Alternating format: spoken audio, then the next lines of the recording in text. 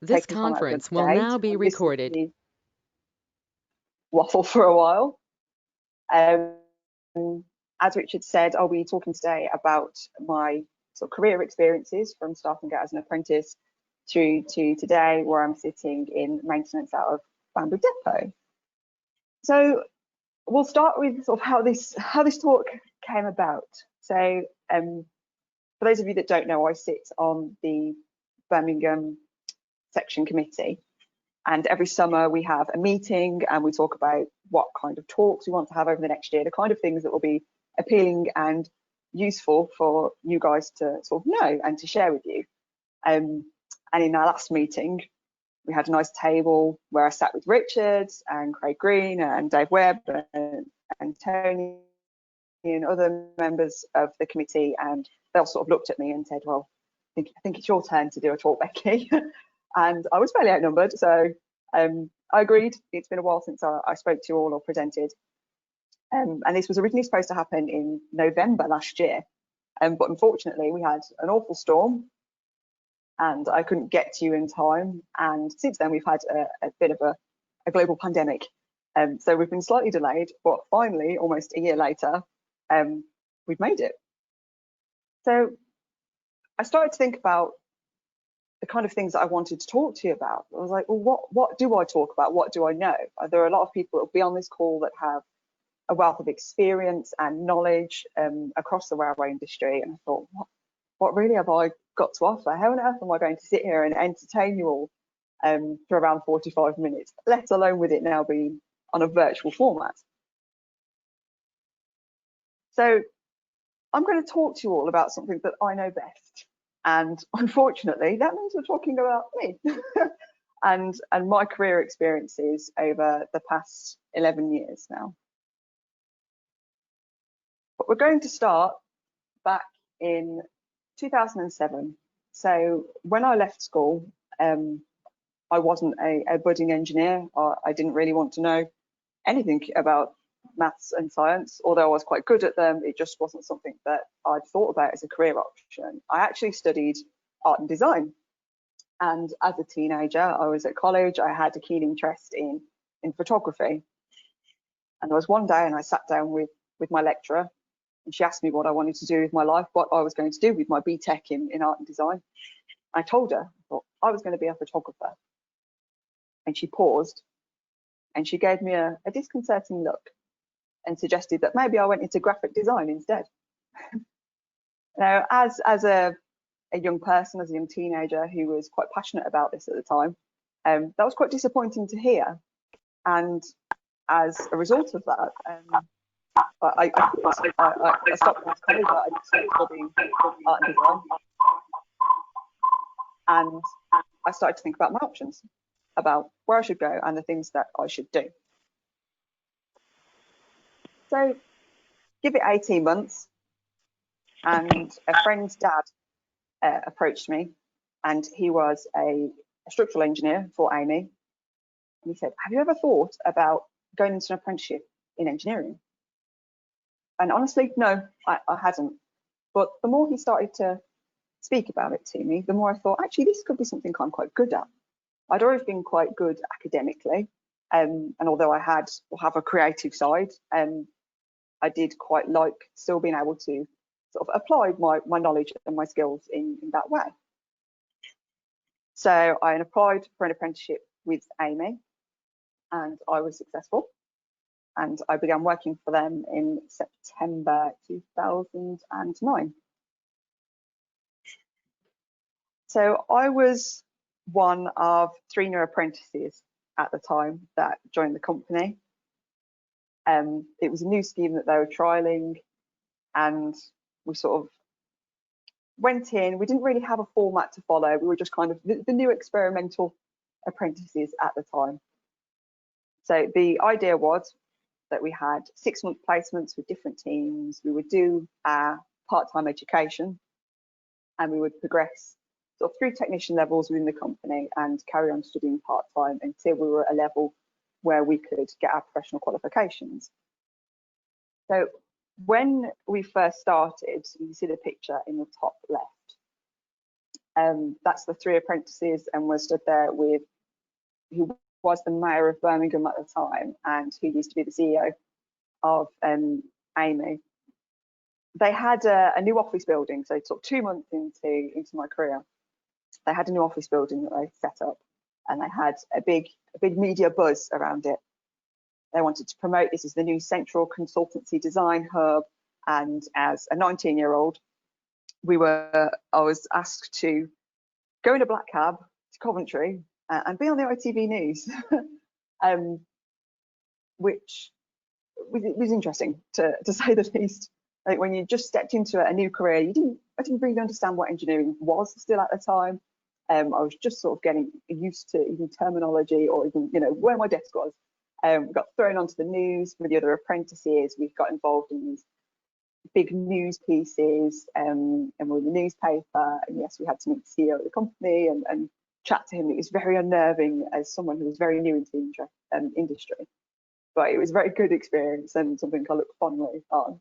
And then obviously, yes, I started my part-time education at Coventry College, where Richard, as mentioned at the beginning, is where I met Richard. And as you can see at the picture at the bottom there, that's Richard doing some surveying, and I was being very helpful and holding a pencil, I think. A little anecdote is that whenever we had to do any kind of levelling or surveying like that, Richard was always the lead in our group, because we knew he was good at it, so we left him to do that.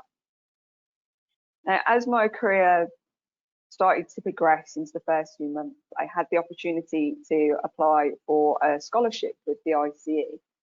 So they have different Quest scholarships for different levels of engineers, and I applied for a technician scholar, which is basically for your entry level candidate. And I was successful, along with the other female apprentice at the time at Amy, and the picture in the top right is the awards dinner that we got to go to. So within the first 3 months, I'd experienced quite a lot of publicity and focus around sort of the apprenticeship and being female and young and in the industry. And it was quite an interesting and fun time for me.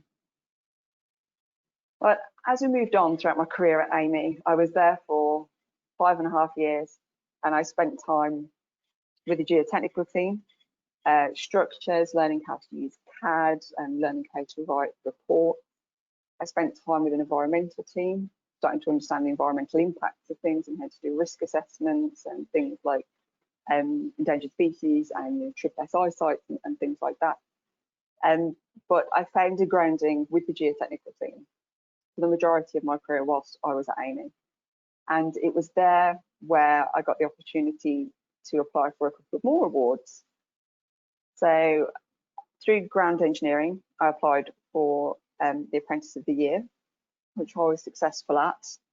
And that's the picture on the left. I was there on the awards night that we had in London and picked up my award there.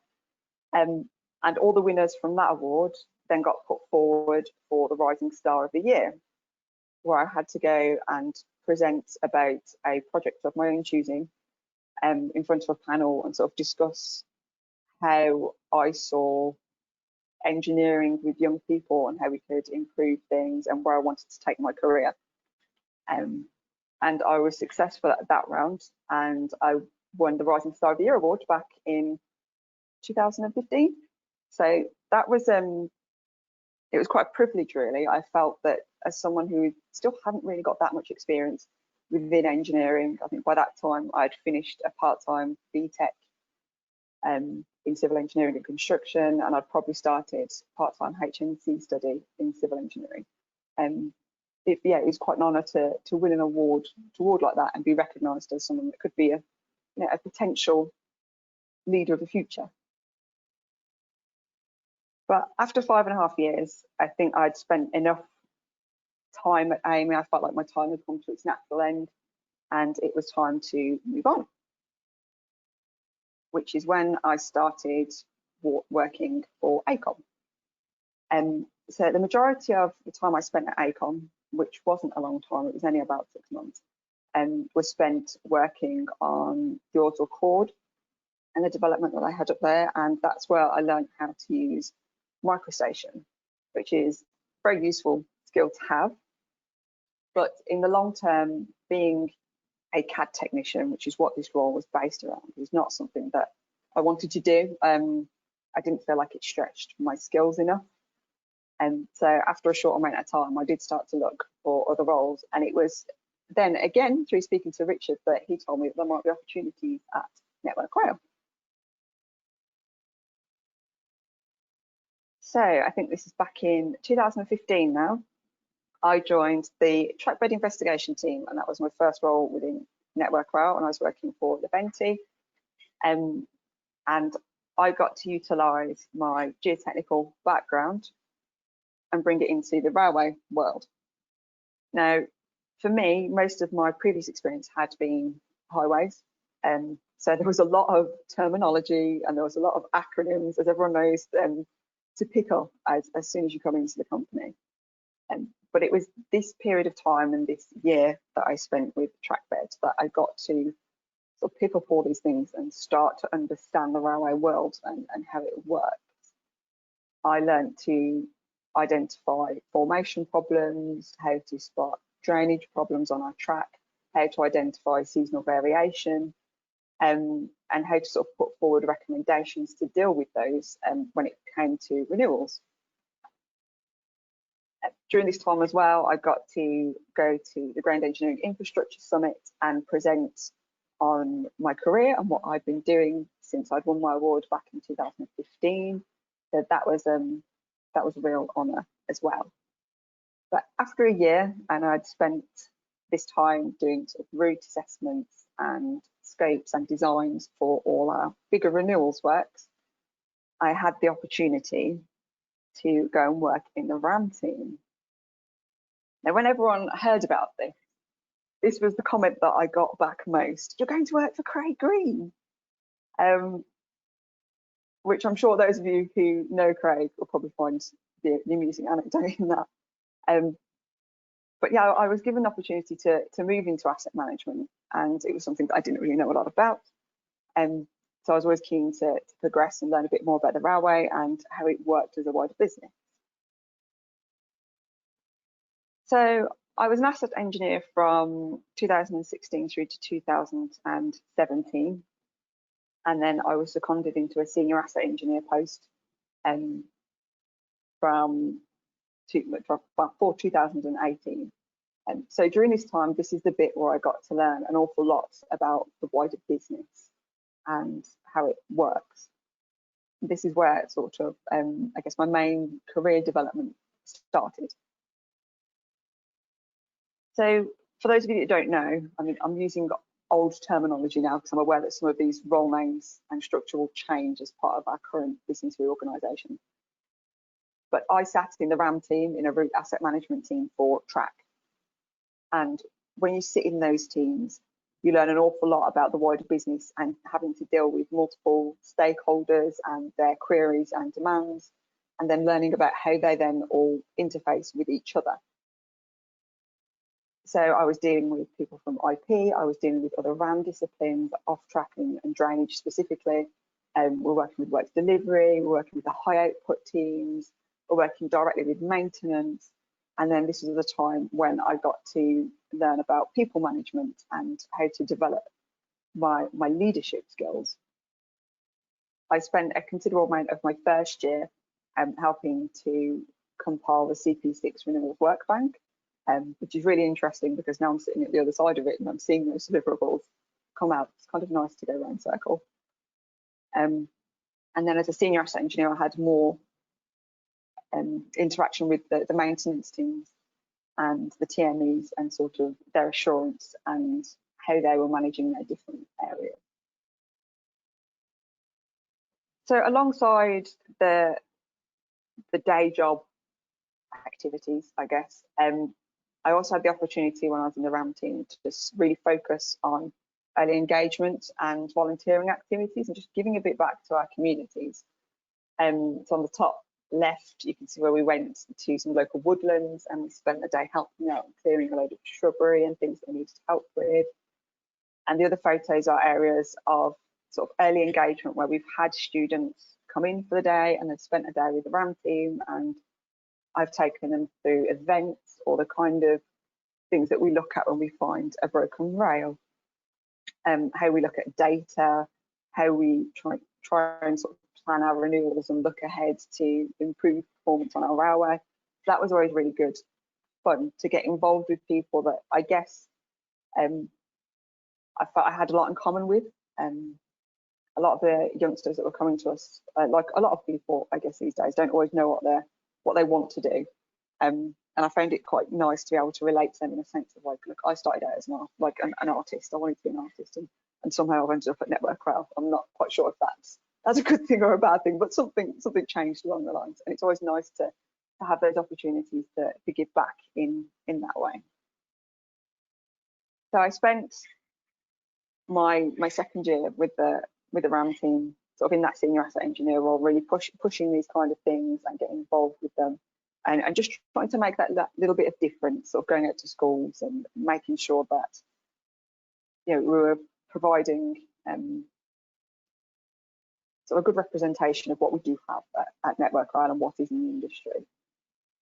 But at the end of 2018, sort of start of 2019, I had a call from one of our IMEs, and in discussion with the RAM team, we decided that it was time for me to get some frontline experience.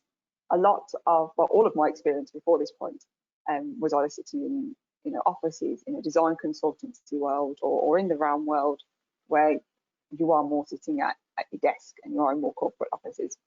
And I hadn't really been out on the ground and sort of got hands-on experience, and I was keen to do that. And you're following a discussion with an IME and with the RAM track, we decided that it would be a good opportunity for me to come and be the ATME at Banbury. Now, I had a working relationship with the past TME at Banbury through my senior asset engineer role, and so I was quite familiar with the area and some of the ways of working, and I was really excited to sort of come to this new area of the world and see what it was all about. So I came down to Banbury, and I moved down here, and I very, very quickly found myself out of my depth. It's definitely a slightly different world in maintenance than it is to the office-based roles. I remember turning up on my first day and sitting here and just trying to understand what people were talking about. I mean, things like ellipse, works orders, MSTs, backlog, non-compliance, swaps, doing your QT50 plans, I plans, the planning processes, having to attend PICOP meetings, doing PDR, managing people's rosters, interfacing with train operators. It was a very, very steep learning curve to come into. I think I was almost a bit naive when I first came into it. But over time, I slowly started to use my expertise to sort of not worm my way in, but find my ground and find my feet in Banbury. So I could use my geotechnical background and my time with the trackbed team to identify their track quality problems where they have seasonal variation in earthworks. Now, before I came to Banbury, I think the year before I came to Banbury, we had quite a lot of issues with bump reports, which is, for those of you that don't know, is when we have train drivers and they feel a rough section of track, they can fault that to the signal auto control, and we essentially get that report, and then the maintenance guys have to go out and inspect that and check it, and we might have to do some wider works. But over the summer period in the year before I came to Banbury, we had sort of an excessive amount of calls, which partly was down to the fact that there was poor track quality, and we do have seasonal variation issues, and when the weather is hot, we do get a lot more reports. The track is in poor condition. But there was also an opportunity to do some relationship improvement with our TOC, which is Chiltern Railways for Banbury. Now, as part of that, we revamped what we call the track quality guide. So this is something that was created locally within Banbury DU that sort of gives train drivers from Chilterns the opportunity to see who their maintenance teams are. So who is the TME, who am I as the ATME, who are the section managers, and we gave them examples of what different faults are and what to call them if they want to report something. That the difference between a kink in the rail and something feeling a bit rough as you go over the top, because if you report those to control, you have very different reactions from our maintenance team. A kink in the rail would be a stop all trains. Everything stops until we've gone out and we've inspected that. And that obviously creates delays and disruption for our passengers. Whereas if you go over something and it feels a bit rough, maybe it feels like the track is, you know, the top is feeling a bit rougher than normal. You know, you don't want to report that as a kink, because that is not something that would stop or should stop running trains. So we sort of created this guide to help the drivers use the right terminology when they're reporting things, but it also gave them the opportunity to identify any problems that they felt were developing and let us know about them before they actually become a fault, and something that we do need to go and, you know, disrupt passengers' journeys and trains to go and fix. So it was a proactive way of creating a communication loop with our local TOC. So we created this handbook, we've sent it out, and we still to this day have weekly conference calls or emails where we feed back anything that the drivers have concerns about. And that can include encroaching vegetation, it can be to do with fence lines, it can be anything that they find. We try and basically give a 360 feedback. So that not only are they aware of what we're treating and things that we're doing along their area, but that they also know that they can report things to us and that they're not going to be ignored. So it's a really useful tool that we started to create, and I know other areas have taken an interest in doing something similar, which has always been nice to hear. So as I've started to pick up these things and develop with the relationships with the TOCs and sort of develop my relationships with the teams around me and understand all these new processes and acronyms and things in the maintenance world, I also then had to start covering for the TME for periods of time, which is a different ballgame in itself. The main one that I started to cover that was something entirely new to me again is on-call. So anyone from the maintenance area of the railway will be well familiar with this, or any of our contractors, they will be the same. So within my role, I do 1 week in every 4 of on-call. So that is essentially the phone is on, it is on load 24/7 for 7 days. And there are different levels. So we have different levels of reaction to different events. So we have level 1 and 2, and those are the people that usually go out as soon as we do get initial faults for whatever they are, and they will go and check things. And then you get level 3. Now, level 3 on call is more for your bigger events. So earthworks issues, derailments, and broken rails, buckles, those kind of things. And you can always guarantee Saturday night. Saturday night is the night you are going to get called if you're on call. Usually that's the night in Banbury where we get the most of our access to the main lines. So all our rail changes, all our defect removals, things like that, all our OTM works tend to be on a Saturday night. So if you're ever going to get called, usually about 3 o'clock in the morning, like almost guarantee it, that's going to happen. And that can range from anything from answering a technical query for someone on site. It can be someone reporting that they can't finish their works for whatever reason, and they're just getting the okay from you that it's okay for them to leave that work. They might be reporting that they think they're going to have an overrun on something and that it might affect the start of train service the next day. Or it can be, we've had an emergency defect in and maybe you need to design a speed restriction, which is something that's quite difficult to do in the wee hours of the morning. But yeah, that was definitely a different side of things I started to learn from the RAM role. But some of the things we have had since I've been on call. So this is from October 2019 in a place called Calvert, where we had a derailment that I was called out to whilst I was actually in attendance at one of the Birmingham section PWI talks. I think it was Brian Whitney was presenting, and I had to very awkwardly leave in the middle of his presentation due to the fact that we'd had this report of a derailment down at Calvert. This was my first call out to a big incident. I didn't know what to expect. I had very limited detail, just trains derailed at this location. So I came down, got all my stuff ready to go out on site, drove to site, and I found this, which was a DB cargo freight train, which had derailed on a set of points at Calvert and had dropped into the forefoot. Now, this section of track doesn't see a lot of rail traffic. It's freight only, it doesn't see any passenger trains. And when I got there, you couldn't actually tell unless you looked underneath the train that it had derailed. It just looked like it was sitting still on the track, which part of me was relieved to find, because when someone says derailment, you always think the worst and your heart starts to sink a little bit.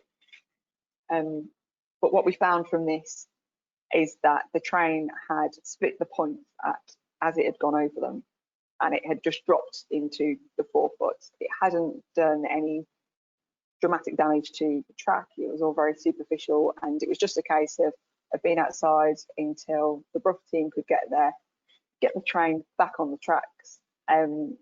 We went and took some measurements just to make sure that the track was fit for purpose, and then we could just move the train away from site and it could carry on its journey. But whilst I was there, I had to take photos, I had to fill in TEFs, I had to make sure I was speaking to the DB cargo representatives to find out sort of their version of events, as what had happened, and speaking to the mobile operations manager, the mum on site, and then making sure that I had assistants with me on site as well to take any additional measurements that I needed them to do whilst I was filling out paperwork. So as a first call out, it was quite an eventful night, and again another steep learning curve, something that you don't expect, and I don't really think you can prepare for properly until it happens. Like I said, there was no permanent damage to the railway infrastructure, and it was the train was moved at first daylight the next day. But it was a very long night. But yeah, it taught me how to deal with emergencies and how to talk to control and other people in the business and give them updates as to what's going on at any given time. Now, the next one we have is a more recent incident which happened in August this year. Now, this happened during what I like to call the curse of covering someone else's on call. So between the engineers, if we can't cover a scheduled date, usually we'll swap between ourselves to make sure there is a level 3 on call person. Now, I'd agreed that weekend during the height of a hot weather period and some of the hottest days that we've ever had recorded to cover the TME's level 3 on call. I feel like I should have known better. I should have known that something was going to happen. This happened on a Friday, late Friday afternoon. Again, around Calvert, the same kind of area where we had a track buckle. And you can see from the pictures, it is quite an extensive buckle. So this is a bi-directional single line, sees freight only. Again, it's minimal rail traffic.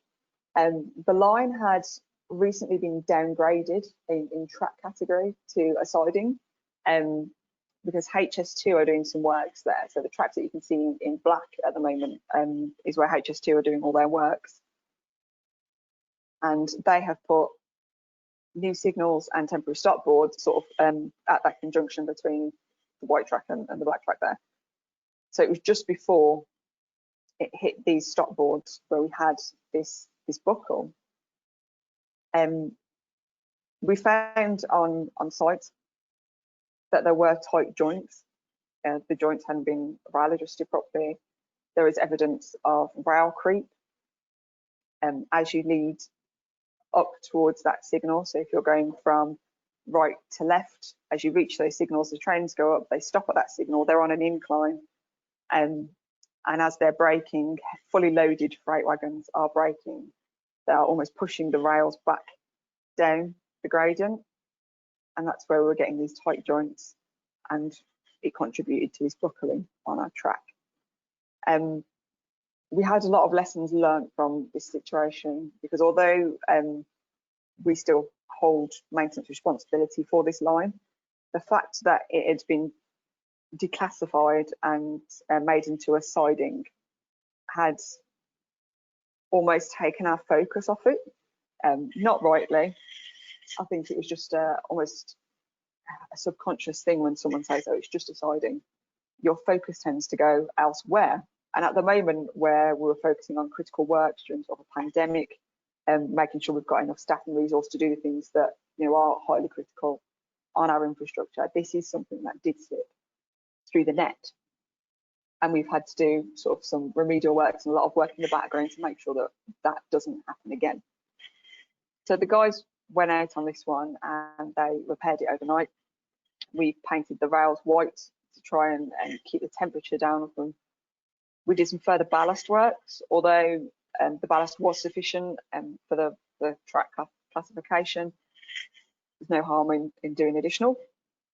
We have undertaken rail adjusting throughout the whole area now, and we are looking to try and fit some rail anchors too to help us with rail creep. But we do have challenges that will come on from this line as HS2 will be using it more and more as part of their construction and hauling materials, which will then drive wider discussions as to sort of how we manage this in terms of renewals and maintenance and additional maintenance teams in the future. But again, this incident was an experience of sort of being thrown into an emergency and having to act as a main point of contact and reporting back to the RAM, to the IME, to the IMDM, to the TME, as well as sort of control and our PWA section teams to make sure that we're reacting properly to these events and that we are learning the lessons that we need to and taking them forward so they don't happen again. Now, for me personally, when we talk about maintenance, there are bits that are quite hard and I've found quite difficult in comparison to my office-based roles that I've had in the past. It's not necessarily the engineering and the technical side that is difficult in these roles. It's very much trying to keep on top of everything, trying to find the time to complete everything that you need to. I think there's juggling expectations from a lot of people in the business. And there's a lot of people management, there's a lot of competency management, and sort of and monitoring people's well-being. They're very stressful roles in maintenance. Often say you have to sort of have a plan for everything, but you have to be prepared to completely throw that plan in the bin at any given moment and start again or react to whatever is happening at that given time. And that can cause a lot of stress on the people in maintenance. So sometimes finding the time to deal with all that and make sure you're still doing the basics of that day job to make sure you are running a safe and reliable railway. It can be very, very difficult, and it is very challenging, and it's very, very different to what I found in office roles. Although saying that, I do love it. I adore maintenance. It is very stressful, and at times it does make you want to rip your hair out. But it's also very fun and it's very interesting, and there's always lots to learn, and it never gets boring. But what's next? I mean, for me, I completed my part-time degree with the university, which I've been doing over the past 6 years alongside all my roles in Network Rail. I think I'm going to take a break from education for now. I think I've spent 9 of my 11 years in part-time education since I've started working in engineering. But I will be looking to complete my IEng in the next year and then move on to full chartership with a few more years experience. I think for now I will be staying in maintenance. I enjoy its challenges. Can't say I enjoy the stresses, but I do enjoy its challenges. And the opportunity for learning is incredible in this area of the business. and just being able to fully consolidate how something from the trackbed team can directly affect a patroller that's walking out each week is something that I wouldn't have thought I'd get to see when I started in the business, but it's a really interesting area of the world. I think I'd recommend it to anyone who hasn't had maintenance experience to come out and work with the maintenance teams and sort of see that full circle of how things start and end. But I think in the longer term, I envision probably heading back into a more strategic role, potentially back in asset management, I'm not really sure, and sort of spending a bit more time on our early engagement and focusing on sort of, helping to develop the next generation as we bring them into engineering. But I think that's pretty much me. Bits of my career so far to date and some of the highlights. I'm sorry it hasn't been massively technical, but hopefully there have been some things there that you've seen that are interesting for you. But yeah, if you have any questions or anything people want to ask, feel free. Okay. Thank you, Becky. That was really, really interesting. Really, really great to go through. Just a reminder to everyone on the call that if you have got a question you'd like to submit, you can do that through the chat facility, and I can see they're starting to come through now, so that's really useful. Just before I go to the questions on the chat, I've actually got a question for you. I mean, apprenticeships have kind of grown in influence over the last few years since the government put the kind of apprentice levy in place. What advice would you give to anybody who is just starting out in your position now on an apprenticeship? That's a good question. I think it would be just to ask as many questions as you possibly can. I think back when I was an apprentice, there probably were slightly less planned. It was just kind of a title. You were just kind of left to your own devices, which in some instances is good, and that's great because you kind of have to take your own responsibility for your learning. But sometimes it would have been nice to have someone like a proper mentor who can answer all the questions that you have. I think that's a key thing. It's like if you don't ask, you'll never know when you're an apprentice. So just take every learning opportunity that you can. Okay, and then the first question from the chat is from Zach. University of Birmingham offers BEng and MEng programs for civil and railway engineering, accredited by the ICE. During open days, we found that railway careers does not seem to attract the younger generation, and he notes that you have a lot of passion for this. In your opinion, what should or would the rail industry do better to attract young people?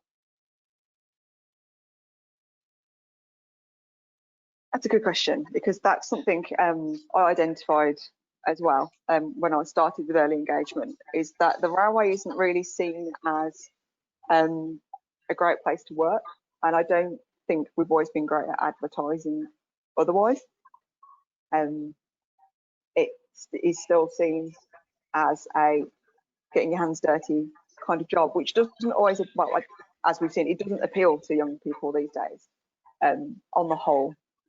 I do think we are making strides and we are getting better with sort of going out to schools and having these week placements where we get people in and we show them different areas of the business.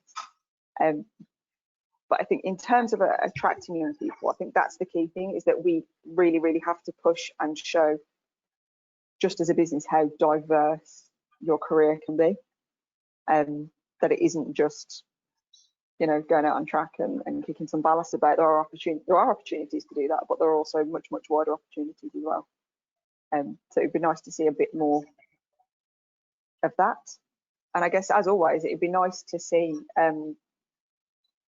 maybe some of the more experienced people in Network Rail engaging with the events that we have at schools and universities a bit more. I've noticed that we have those. We do get a lot of people that are already on the grad scheme, or people who have been through Star Track or those kind of apprenticeship schemes that Network Rail have ran, and those are the ones that are always going out to universities to talk about grad schemes and things like that and trying to get people in. But you don't always see a lot of the senior management out doing it. And I think it would be good to see that. It'd be nice to see that sort of lead by example kind of thing.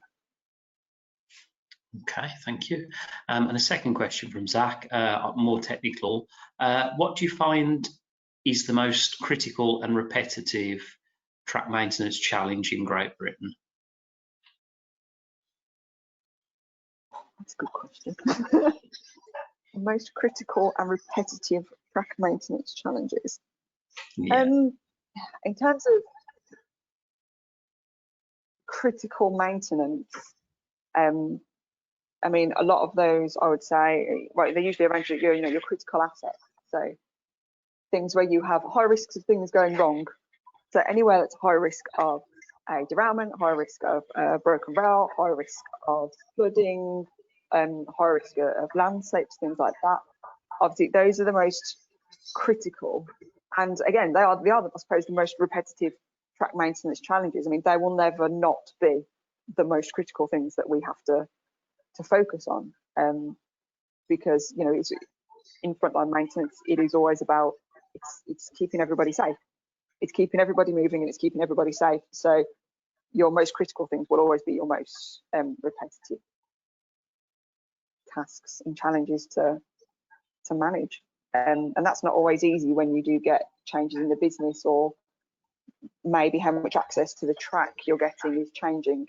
We kind of have to constantly adapt to that to make sure we're still managing everything at the same time. Okay, thank you. Next question's from Stuart. What have been your strategies for coping with being on call for 24 hours? On the face of it, it seems terrible from a fatigue point of view, especially if you have other things you work on. Yeah. Start with that one first. So in terms of the 24 hours for the 7 days a week, it's probably worth pointing out that although we're on call, it's not very often, especially at level 3, that you do get called. So it's not necessarily a fatigue issue. Although, if you do get called out, say I got called out to that derailment and it's quite late at night, that's one of those instances. If I get called out, then that means I'm not going to be in work next day because of fatigue. And I think people accept that if you're that person that's on call and you do get called out, that it will affect your day work the next day. But in terms of actually being on call for sort of that full 7 days, I can't say that you don't always have it in the back of your mind.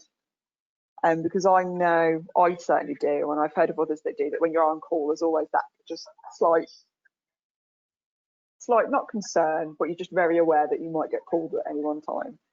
I think it was any greater than 1 in 4. If it was 1 in 2 or something, I think it would cause much more of a problem. But it's not too bad. It's not unmanageable. Okay. And then Stuart goes on to ask, what power or help would you most want to reduce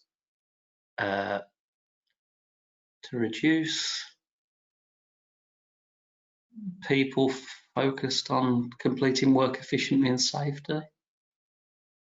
Can you see that question, Becky, on the chat? Yeah, I can. So I think talking about what kind of things would we like to reduce or change in network rail that would help us focus on completing our work more efficiently and more safely. Okay. I think that's what it means. Yeah, I think that is right. Yeah, I think in terms of being able to focus on work more sort of efficiently and safely, I think sometimes we don't always get time to embed something properly, whether it's a new process or a new form or a new way of doing something. I think from sitting in maintenance, sometimes it feels like someone creates a new program or a new tool, and it's fantastic in what it does, but we might get one day of training on it, and then people expect you to go and implement it perfectly, and then still carry on with everything that you're doing at the same time. And I think 9 times out of 10 that fails and we end up with lots of teething problems, and that does kind of take away from us being able to do what we're doing sort of efficiently and safely. Again, I don't think it's sort of an intentional thing. I think it's a struggle all over the business. It's very hard sometimes to implement new things from top to bottom. properly and thoroughly so that everyone understands, and for them to work well. So I think, you know, it would almost be ideal if we could have, I don't know, I guess a different briefing or training mechanism in some things that would help with those, but I'm not exactly sure how we would go around that. It's quite a pie in the sky kind of ideal, I think, for me. Okay. Next question's from David, and that is, what do you wish you knew about before your most recent role? I think I wish I probably learnt more about, I guess, the maintenance side of the business, but more how your, I know they're not called heads of maintenance anymore, but heads of maintenance and sort of your IMEs and things like that, what they measure against, in terms of like bids and things like that. Because when I came into this role and people did start talking about things, you know, they talk about backlog. And I'll be like, oh, I don't know what backlog is. I'm like, why does it mean so much to them? I'm like, why is it so important that we need to, don't know, close out this works order on something? So I think that would have been nice to know, just to sort of get an appreciation as to how the hierarchy in the business sort of monitors maintenance, like what are their key focuses, what they want you to be focusing on, because sometimes it can be quite hard, or that changes quite quickly. And they often say, it's something people have probably heard, it's like a theme of the week. Like one week it might be, you know, we want to get our backlog figures down and we need to have a plan to get our backlog figures down. But then next week, that might change to, you know, we need to start focusing on our hot weather prep, and then I'll start monitoring that. And you don't always get time to sort of flip between the two and feel like you've done a decent job of either before someone's asking for the next thing. Okay. Next question is from Joel. In your next role, you might like to consider a busier part of the railway, such as New Street or a part of the higher speed area of the West Coast Main Line. He talks a little bit about his own experience there with in Cumbria and Lancashire on secondary lines, and then moving to Reading and on a 125 mile an hour section. What do you think to that? Do you think something that might interest you? I mean, I don't know. I did work on West Coast Main Line when I was an asset engineer in parts, not in frontline maintenance, I guess. But I sort of am aware of the differences between the track that we do have on Banbury in comparison to other sections. I'm not going to lie, I did come to Banbury partially for that reason. I thought if I'm going to have a steep learning curve, I should maybe do it on some slightly less busier track. I mean, I'm always up for a challenge, so I wouldn't say no to it. I'm still not 100% sold on the TME role. I'm not going to lie. It is a very stressful role to try and cover when I do have to cover it, and I think trying to do it full time may not kill me off. That's probably the wrong terminology, but I'm sure you all know what I mean. So I'm not sure on the TME, but I'd certainly consider going to work for the busier areas, and yeah, maybe go and get some greater experience on electrified lines, because we haven't got any early or anything down here. Okay. And a question from Tony. Do you think that, given your varied experiences and success engaging the TOCs, that there is anything that projects could do to work with the maintainer a little bit better? Yeah, I think there's always opportunity for improvement there. It's actually something I was thinking about earlier today when I was just reviewing my presentation, is that sort of from being in that world, from working sort of in a more project-based thing, like I know from first-hand experience that we don't always interface directly with maintenance. Usually there's a PIC, there's a project coordinator or something in charge who kind of does that for us. So I think there's definitely an opportunity for areas of the business that are leading projects to start engaging, I guess, more directly with TMEs and building those relationships. I mean, I know, Tony, from experience, I'm working on Banbury, that we're quite good at that. And when we have had incidents, we have been able to, you know, just chat directly to each other and resolve problems quite quickly. And I do commend you actually for that. And it'd be really nice to see other areas of the business start doing that kind of stuff as well. Sometimes it feels like sort of IP or works delivery or things like that are almost a bit not wary, but they're just not used to just coming straight to maintenance to ask. I think usually they go through other means and other teams, and yeah, sometimes it's just better to go direct to the right person, isn't it? Okay. So that's the end of the questions. So just remains really to say from me and the Birmingham section, thank you very much for coming and presenting to us. For me, it was parts of that were a trip down memory lane to look at old photos of myself when I had far more hair.